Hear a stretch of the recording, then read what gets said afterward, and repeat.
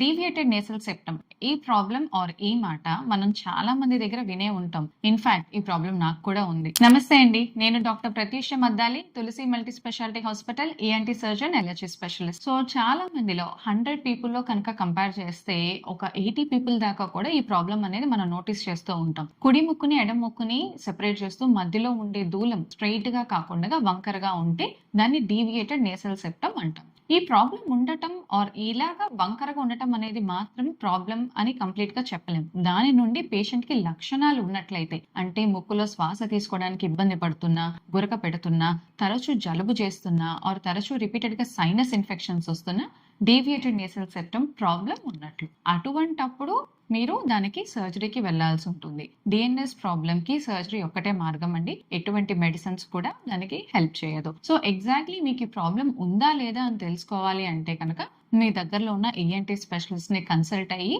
ముక్కు యొక్క ఎండోస్కోపీ అనేది చేయించుకోవాలి. మరిన్ని హెల్త్ టిప్స్ కోసం కీప్